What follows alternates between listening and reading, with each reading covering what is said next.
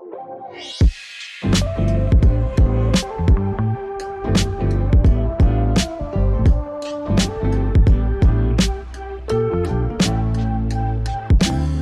what's going on, folks? So today we're going to start diving into the terminology of the land business, okay?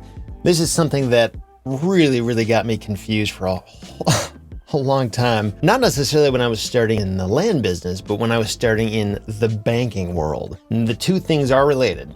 So when I finally started as a land investor, I had already worked in banking for a few years. And one thing that struck me when I jumped into banking was that it was almost like people had this whole other language they were speaking. Bankers would just rattle off all these terms and acronyms and this lingo. And I probably grasped like 40 or 50% of what they were saying in these meetings. And I just would walk out with my head spinning. It took years really for me to understand a lot of the jargon and terminology that people were using. But once I did, it became commonplace. It was just as easy as talking with you as I am right now. But it takes a lot of time to get there. And what I really could have benefited from is somebody walking with me step by step and just sitting down and explaining, Seth, when you hear this, this is what this means. I think to some extent, it's hard for this stuff to really stick until you encounter it in real life. Like you actually come upon a situation when it's like, oh, I understand now, this matters. This is something I have to do. I have to go through this process before I can close, or I have to research this thing. But even before you get to that, I think it'll be helpful just to get a primer on this stuff. There's a lot of stuff beneath this video. I would encourage you to read through all of it. But not all of it is of equal importance. Some of these things are going to be much more common than others.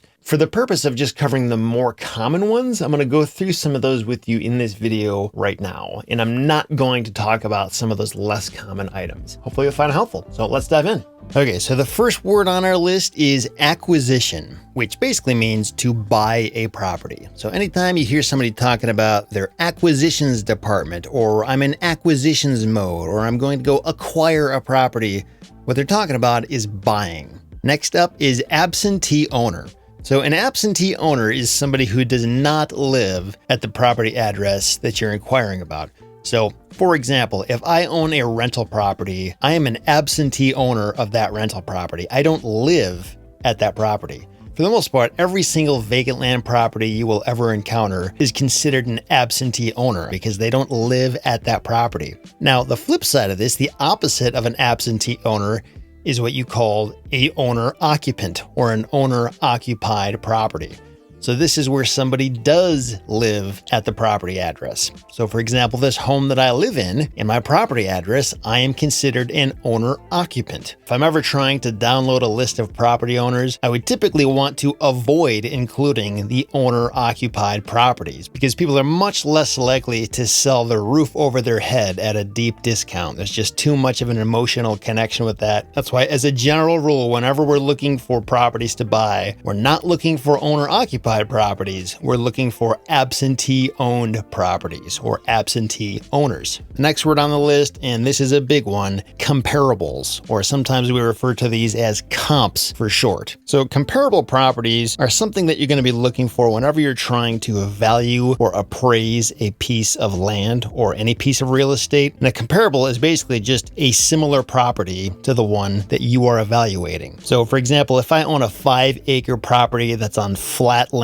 in a certain zip code, a comparable would be another 5-acre vacant lot on flat land in that same zip code. And one of the tricky things about land is that sometimes you can't really find very good comparables, but you can at least find something that's pretty similar or at least reasonably similar. But the word comparable or comp gets thrown around a lot when you're in the process of trying to figure out what the value of a piece of vacant land is. Because with a vacant land, there's really only one way to do it, and that is by finding other similar properties and figuring out what they sold for within the past 6 to 12 months. And those are the properties that we refer to as comps or comparables.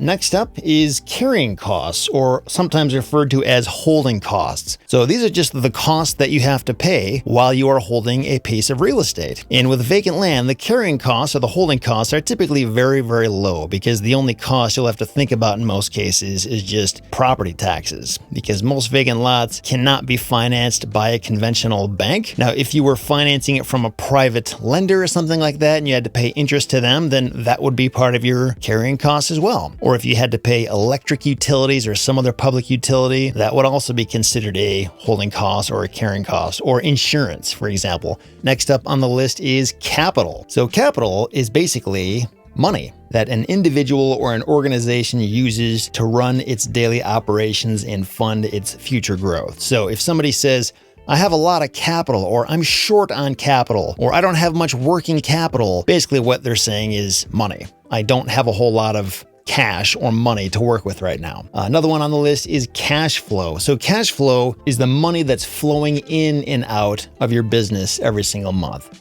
So usually when people use the word cash flow, like I need a property with a lot of cash flow, what they're talking about is a property that's going to make them money month after month.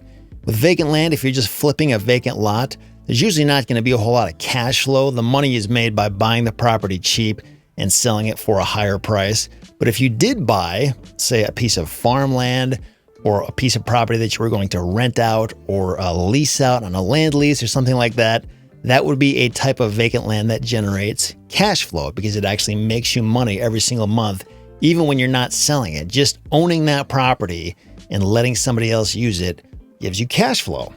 Delinquency. So this is another very common term that you'll hear, especially if you ever try to get the county's delinquent tax list. This is something that we dive into in great detail in the Land Investing Masterclass.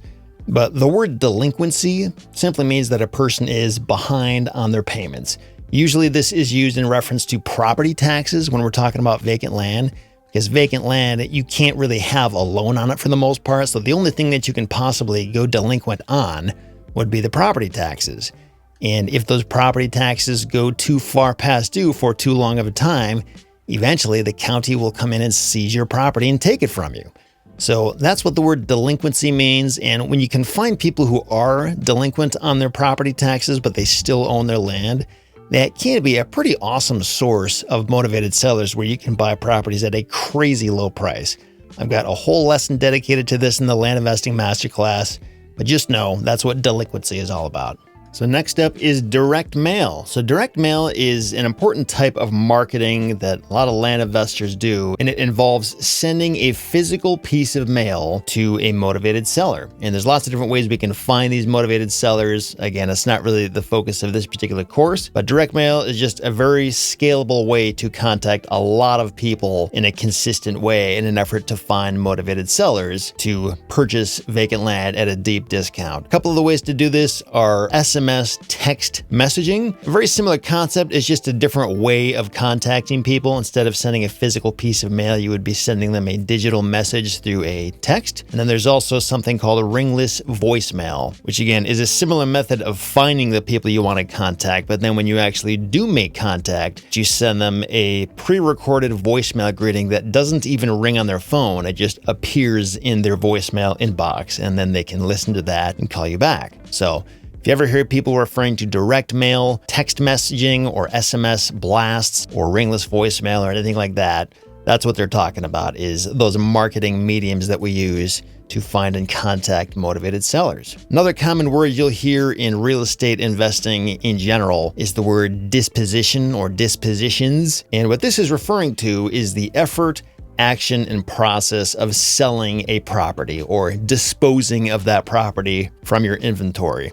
This is basically the antonym or the opposite of the word acquisition that we discussed earlier. Another funny little acronym you might hear from time to time is DBA, which stands for doing business as. Another term that means pretty much the exact same thing is the term assumed name or fictitious business name. And the idea behind a DBA is to take an existing LLC or limited liability company, which is a type of legal business entity, and instead of using the actual legal name of that LLC, you can create a DBA and do business under that name. And this can be a really useful thing, especially for land flippers when they're buying and selling properties rapidly, is they need to have two separate brand names. Even though they're using the same LLC to buy and sell that property, you don't want to use that exact same name to do everything. So that's why you would want to create something like a DBA. So you could set up one brand for the buying half of your website and another separate brand for the selling half of your website. And it's all operating under the same LLC, but that's the purpose of that DBA, is to allow you to look like a different business, even though it's all operating under the same entity. So another term that you may not come across often, but you will definitely come across it eventually, is the word easement. So an easement is the legal right of another party to access or use part of a property that they do not own, but they can utilize it for a specific purpose. So for example, a telephone line easement, or a power line easement, or an access easement.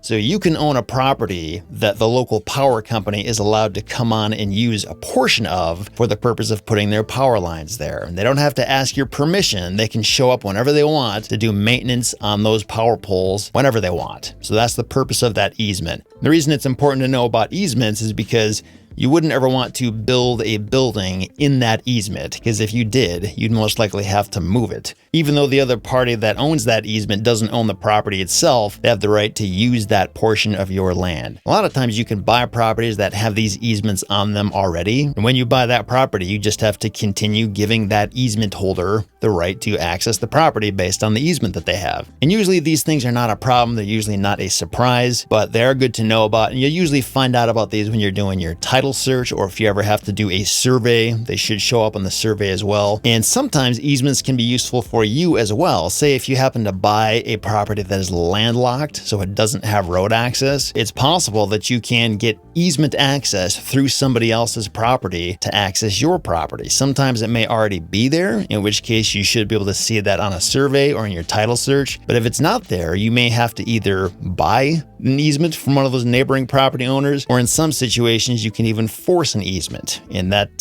kind of varies by state law. But there's some cases where if there isn't an easement already, the local municipality will say, hey neighbor, you have to give this person an easement. You don't have a choice. But anyway, whenever you hear the word easement, that's what we're talking about. Another common term, fairly self-explanatory, but fair market value. So this is just the hypothetical price a buyer and seller would agree upon for an asset, such as a piece of real estate or a piece of land on the open market in an arm's length transaction. An arm's length transaction is when two unrelated parties who don't know each other do a real estate transaction. So they're both operating in their own best interests, financially speaking. They have no reason to cut the other person a deal, nothing like that. A non-arm's length transaction is when the buyer and seller do have a prior connection. So for example, maybe business partners, or if a parent is giving a property to their child, or a brother is giving their property to a brother. And what's going on there is, because it's a non-arm's length transaction, is that the price that's being paid for that property is probably not the most indicative price of market value, because they might have kind of a reason to give them a better deal than fair market value. The price that is paid for that property, it might be fair market value, but it might not be, because their prior relationship kind of muddies the waters. Another common term here is flood zone. So a flood zone is an area that has an elevated risk of flooding on an annual basis, or possibly once every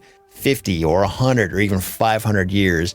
And these things typically will show up near a body of water, say by a river or a lake. Flood zones are not necessarily a problem when we're talking about vacant land, but they can be if the future purpose of that property is to build something. Because if you want to build a house in an area that is a known flood zone, it's going to make it a lot more risky and a lot more expensive to get flood insurance for that property. And it's kind of a hindrance for the next person, if they want to build something, to buy that property for that purpose. So that's why before you buy a property, it's good to know if it's in a flood zone. It's not necessarily a deal killer, but it's just something that you don't want to find out about after the fact. Next up is the Freedom of Information Act, or FOIA is the acronym that it's known by.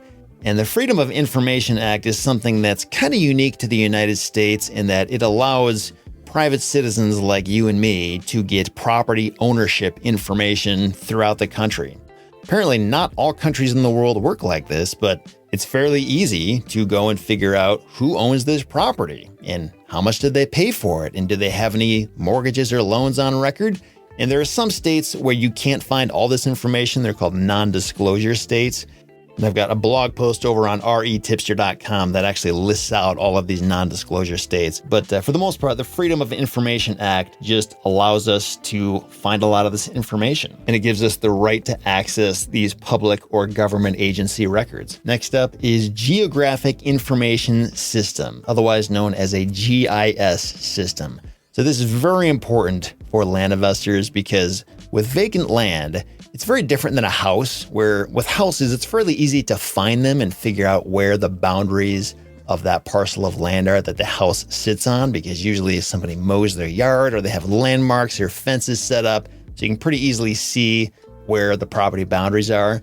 But for vacant land, this can be very, very difficult, especially in rural areas where nobody's there, nobody's taking care of it. And a GIS system is a computer system that combines geographic data with attribute data and essentially can put a lot of parcel lines on the ground to help you see where the property boundaries are. This can be super helpful if you're ever using a data service, or you can even get data services to integrate with things like Google Earth to display these lines on the ground. So the GIS system can be super helpful, and even if you don't want to pay for a data service, a lot of times these GIS systems are available to use for free on your county's website. It might not be as easy to use, but you can usually get the information, and it's very, very important to have when you're a land investor. Next up is Homeowners Association. A Homeowners Association, otherwise known as an HOA, is a community-run organization that manages common property and provides services for its members who are residents of the community. For a lot of land investors, they're kind of an annoyance because essentially what it means is that to own a property in an HOA,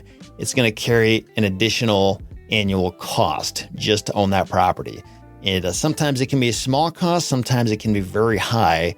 And as a vacant lot, it doesn't really help you that much because nobody's there and you don't really need any services. It also adds a lot of restrictions and limitations on what you can even do with that property in the first place. So HOAs are kind of a double-edged sword, mostly in the negative in my opinion, but sometimes they can be useful in terms of making properties more appealing because everybody has to abide by certain rules. But HOAs are something that you will inevitably come across, and a lot of times some of the best deals you can buy are in HOAs because the property owners are tired of dealing with the HOA. So again, HOAs, kind of a blessing and a curse, but it's something you'll definitely come across in the land business. Another very common term, I've already mentioned it a couple times here, is survey or a land survey. A land survey is essentially a map that is drawn showing the boundaries and features of a parcel of land, including any roads, utility lines, structures, and natural elements such as ponds and streams on the property. And a survey is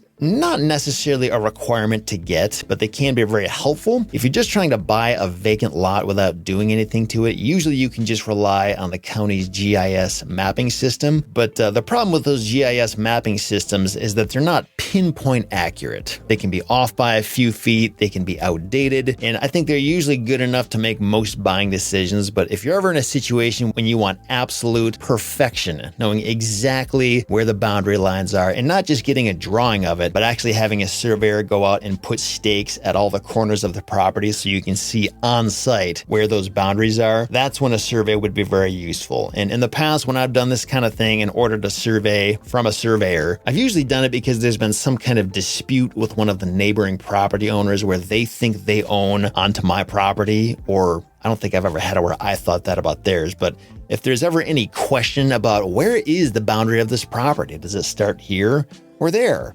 That's when a survey can be useful. And surveys can be, relatively inexpensive, or they can be very expensive depending on what type of survey you get and how much detail you need and how big the property is, and even how far the surveyor has to travel and how busy they are. But surveys are something that they're not a necessity on every deal, but there is certainly a time and a place for a survey, and they can be very helpful. And along with that is surveyor. So a surveyor is the person that actually conducts the survey.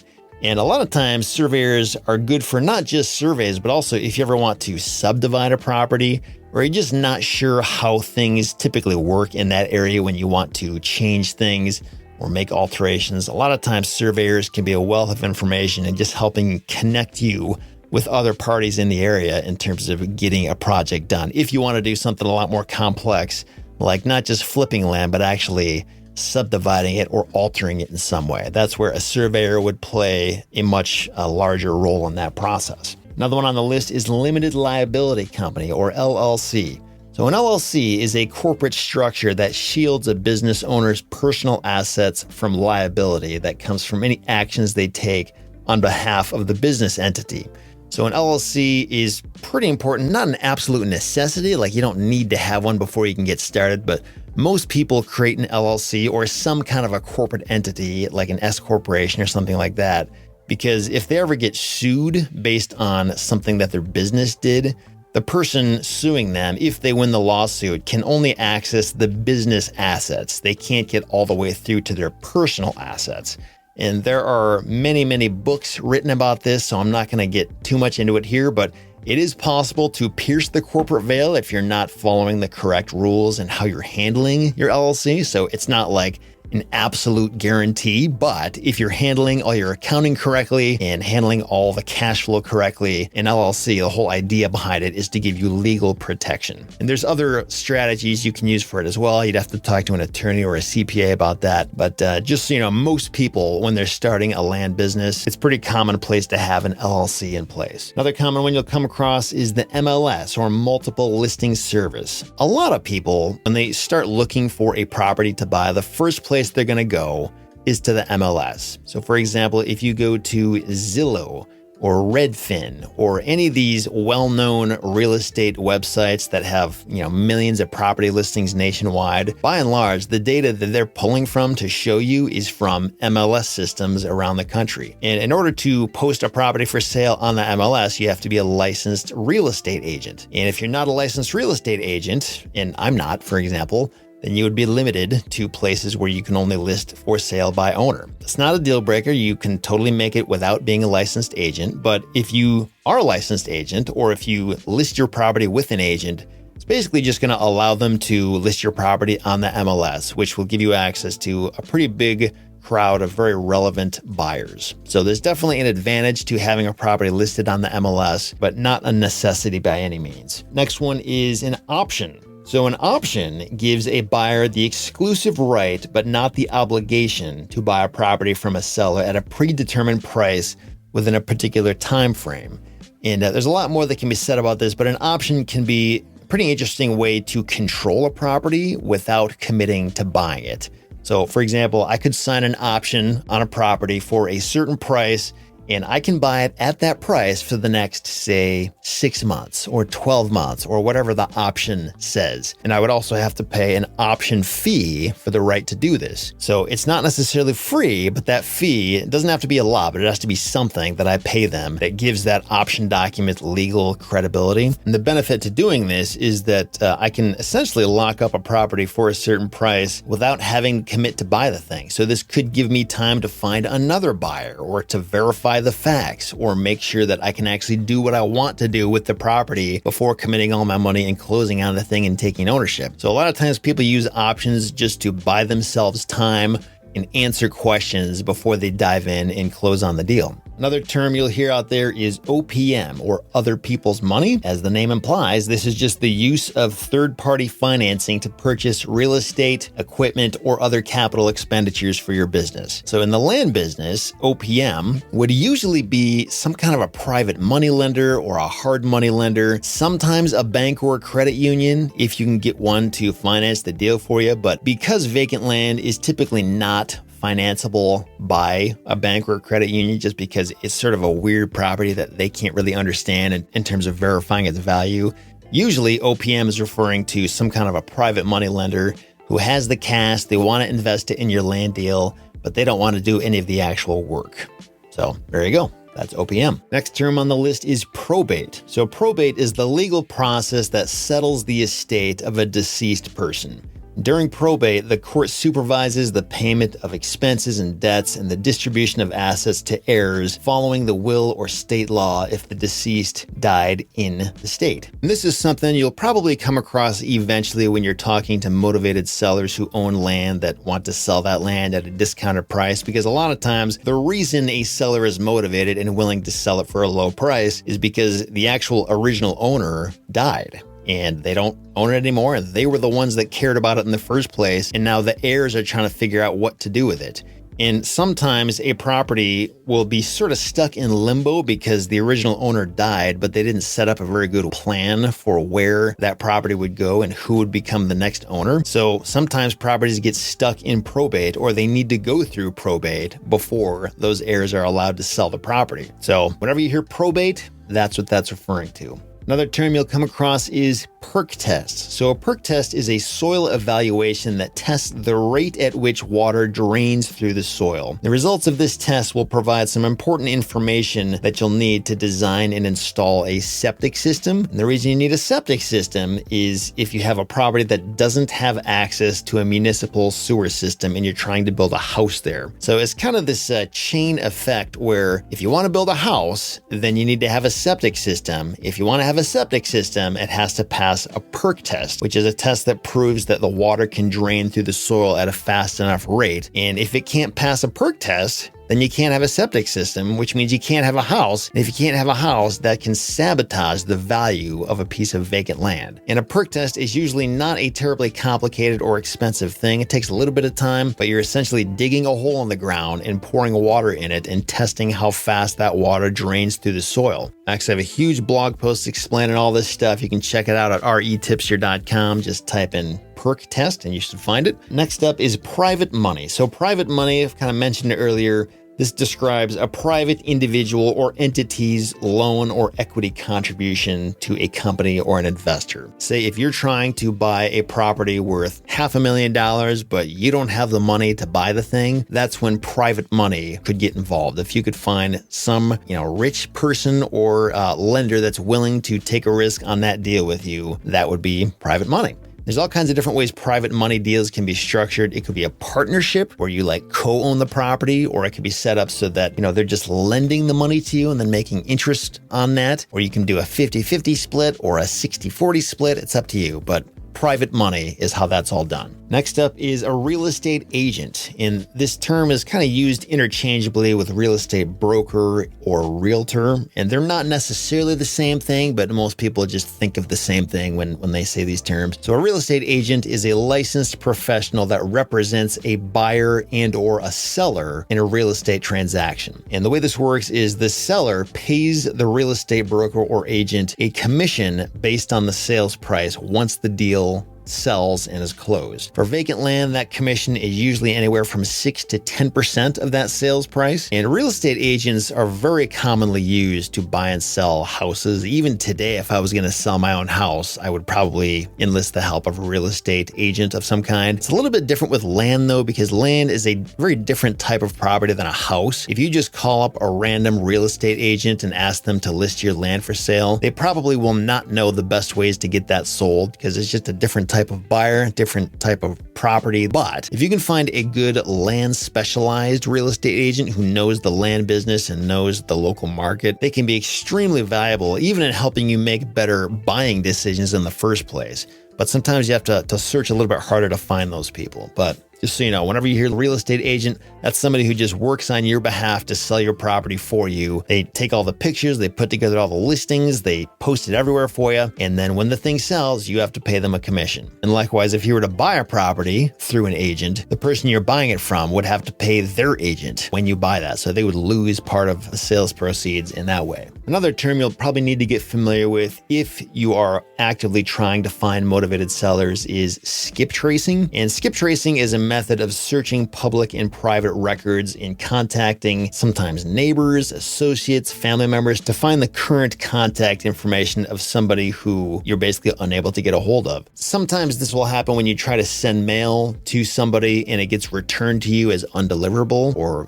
we couldn't find this person. Or maybe you might have a phone number for somebody, but that phone number doesn't work anymore. And there's all kinds of services out there that can help you do this. Some of them will do bulk skip tracing, so you can literally upload lists with thousands of names and addresses on them, and they will pull up all the known phone numbers and email addresses associated with that person. You can also do this on a one-by-one basis. So if you have a single person and you're just trying to find all the information you can on them, there's other services like Ben Verified and Spokio that can help you track down all the details on this as well. Again, we've got a pretty big lesson on this in the Land Investing Masterclass, but that's what skip tracing is all about. Another common term is subdivision. So subdivision is the act of dividing land into pieces that are easier to sell or develop. Subdivisions can be pretty simple, where you just take one parcel and split it in half, and then you can sell two parcels for more money than you would have been able to sell that single parcel for. Or sometimes you can split it into hundreds of parcels, and similar concept. It basically just makes it easier to sell for a lot more money to a lot more people. And subdividing is sort of like a niche strategy under the land investing umbrella, and you can make a ton of money with this if you're doing it in a growing market and you have all the right team members in place to streamline it for you. And sometimes when people subdivide, they add a lot of infrastructure to the land as well, like a road and utilities and that kind of thing. But you don't necessarily need to do that to subdivide. The term subdivision is literally just talking about splitting up the parcels. It doesn't necessarily mean adding that infrastructure, but you can if you want, and that can essentially just make those lots worth more because you're reducing the number of steps that the new owner will have to take to get that stuff set up for themselves. The next two terms on the list are tax deed and tax lien. These things are not the same thing, but they're loosely related. I actually have a much more detailed blog post on REtipster explaining all about how tax deeds and tax liens work. I would strongly recommend you go check that out because it'll explain it a lot better than I'm going to cover right here in this video. But as we talked about earlier in this video, there's something called tax delinquency when a person stops paying their property taxes. And it works the same way in every place in the country. If you stop paying your property taxes, eventually the county is going to come in and either seize that property from you, or they can put a lien on that property and sell that lien to another investor. And then if you don't eventually pay off that lien holder, then that lien holder can take your property from you. So a tax deed is when the county just comes and seizes that property from you after however many years of delinquency. And usually it's like 2 or 3 years in most states. And once they own that property, they can sell that deed to another investor. And that's called a tax deed. And this can be kind of a lucrative investment opportunity, is attending a tax deed auction where you bid on tax deeds like this from property owners who stopped paying. So that's a tax deed. A tax lien, it's a similar concept, but instead of actually buying the deed outright, you're buying a lien to that property. So you don't own it yet, but once you own that lien, now that property owner owes their delinquent taxes and any additional fees to you. And if they don't pay that off eventually, then you can come in and take ownership to that property. So it's kind of a different path that may lead to the same destination of you taking ownership, but with a tax lien, they could also pay you off. And then you would walk away with just whatever fees you can make on that tax lien. So tax deeds are a much more direct way to actually own the property. Tax liens can get you there, it just takes a little bit longer. So next up is Topographic Survey. So Topographic Survey, it's similar to just a normal land survey, but the difference is that it shows the relative elevations and depths in contour lines and other physical characteristics of the land. So a normal survey is just going to show a two-dimensional parcel map, and it's not going to show you the elevations or contour lines or any of that. But a topographic survey is going to show you that stuff. And this can be very, very important whenever you're trying to design any kind of a development. Say if you want to put a building on there, because that property is most likely going to be leveled out before you can start building something on there. And a topographic survey is going to show you what the current state of that property is. And it can kind of help you understand how much work you have ahead of you to get that figured out. And the next up is virtual assistant, otherwise known as a VA. So a virtual assistant provides various administrative services from a remote location. And this can be somewhere else in the US or somewhere else on the other side of the world. A VA typically delivers staff and clerical functions, but may perform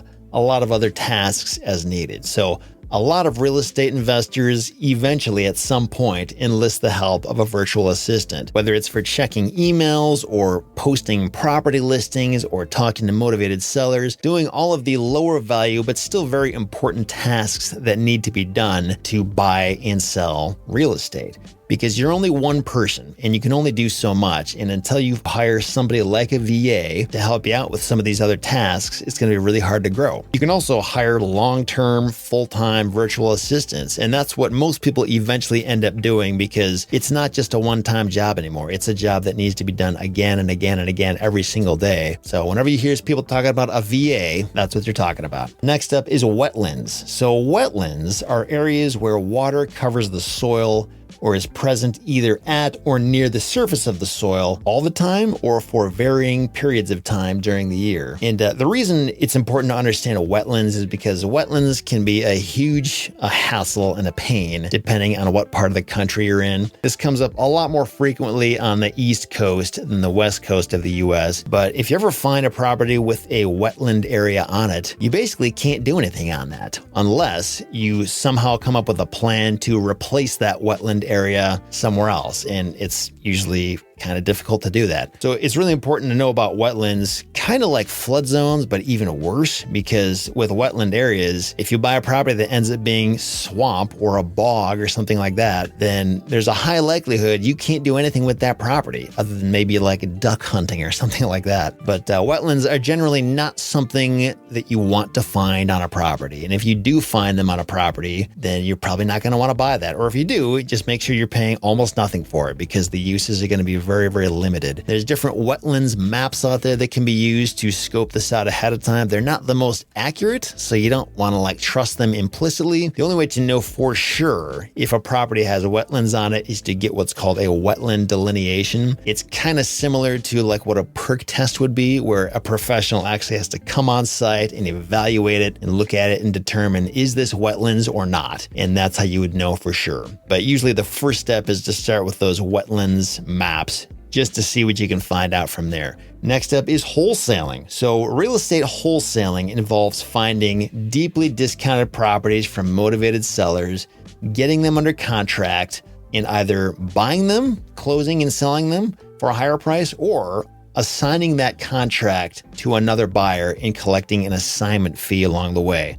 You can also do this through a closing maneuver called a double closing, where it's a similar thing to an assignment, but there's just two closings happening. You close it once with the seller, and then a few minutes later, you close another transaction with the buyer. And the benefit to that is that the buyer and seller don't really meet each other. They can't really see how much you're making in the transaction. But wholesaling is essentially what land flippers are doing with land. It's a very similar thing. When most people hear the term wholesaler, what they're thinking is wholesaling houses, but the exact same concept can be applied to vacant land. And then last is zoning. So zoning is basically the organization of different parcels of land into certain chunks around a city with certain limits set on those parcels for how they can be used. So for example, agricultural or residential or commercial or industrial or mixed use. Those are all examples of zoning classifications. So if you have a property that's zoned residential, don't plan on farming there, and don't plan on building a mall there because it's meant for housing. Likewise, if you have a commercially zoned property, don't plan on farming there or trying to build a house because it's meant for commercial buildings. So it's important to understand how a property is zoned, because that's going to determine how that property can be used in the future. That'll determine how much it can be sold for, what it can be used for, how fast it will sell, how easy it can sell. Sometimes if you're willing to rezone a property, you can buy a property and do nothing to it other than changing the zoning and make the thing worth a lot more overnight. So that wraps it up for this first video. If you want to see a whole lot more videos and other content explaining just the basic fundamentals of how the land investing business works, why it works, and all the different opportunities there are within the land investing space, be sure to check out the Land Investing Foundations course. I created this course to show you all the basics you need to know if you have any interest in getting into the land investing business. Because before you can learn to run, you first must learn to walk. And that's exactly what I'm going to show you how to do in the Land Investing Foundations course. I'll be sure to include a link to that beneath this video. Thanks again for watching, and I'll see you again soon.